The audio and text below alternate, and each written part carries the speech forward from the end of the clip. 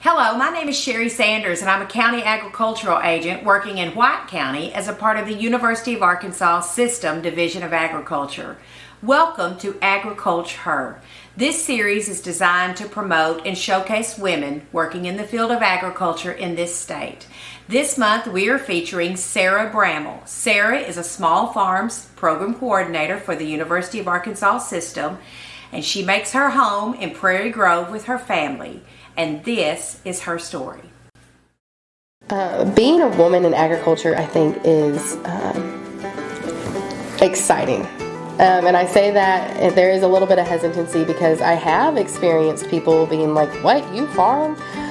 Even my own child, the YouTube videos that he watches, they're pretty much all men. And, thankfully we have these farmers. But, when I say something like about me driving the tractor or me feeding hay, or me, I don't even know, like being able to use a ratchet strap, he's like, "You can't do that, you're a girl."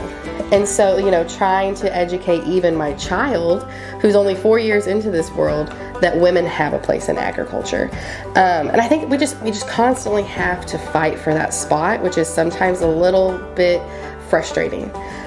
You would think by now we would have our foot at the table and we would be fine. We'd have that seat just pulled up for us. But I think that it's also exciting because it lets us use our voice, and it gives us a purpose to keep going. So with these grants that I work with, one of the minority groups is women, which is always fascinating to me because at the conference that I was just at, 1/3 of our farmers are women. And that's only going to keep increasing because we want to do the work. We're willing to put in the effort. Sure, maybe we're not as strong all the time, but I promise you our brains are plenty strong to be able to handle the fundamentals of a farm. And even where my body might be a little bit weaker, I have the brain power to overcome that, and I can find a different way. I can be inventive. If I have to put a strap on a hay bale and pull it, instead of picking up the square belt, I can do that.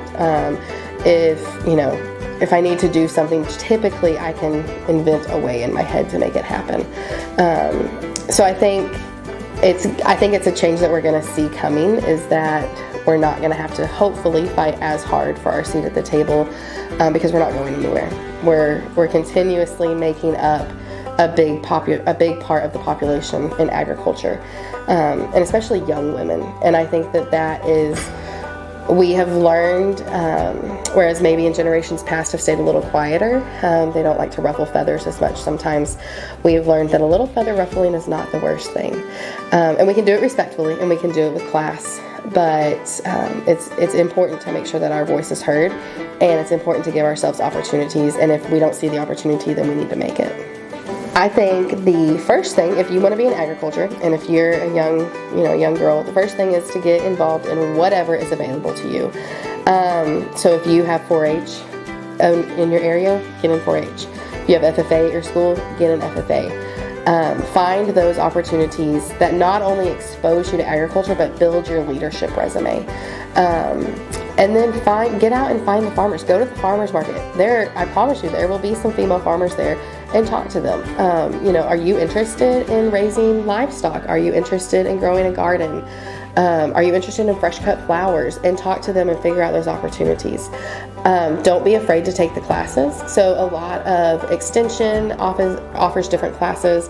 I know even our extension homemakers, start talking to those ladies. No, you don't have to. I am not one that can sew and cook very well. My poor husband, we still send his jeans to his mom because she can handle those things. But those ladies, I promise you, they probably grew up on a farm. And they would be happy to share their advice of what to do to get involved. So get involved, network. Don't be afraid. Don't be afraid to go talk to someone who has an opportunity, and even if they aren't presenting an opportunity, go talk to them and make your own opportunity. And so I think getting and networking, and then just kind of finding your tribe is really important. So for us, I talked a lot about showing livestock, and that's our tribe. Our FFA friends are our tribe. And surprisingly, when we moved, we only have been in Prairie Grove for about a year, but the church that we joined, all those people somehow God just miraculously made them be at that church too. And so our tribe, I feel like we are very equally yoked in, God first, hard work and family, and agriculture. So just making sure that you get out, you join the things that you can join, you network with the people that you can, and that you find your tribe.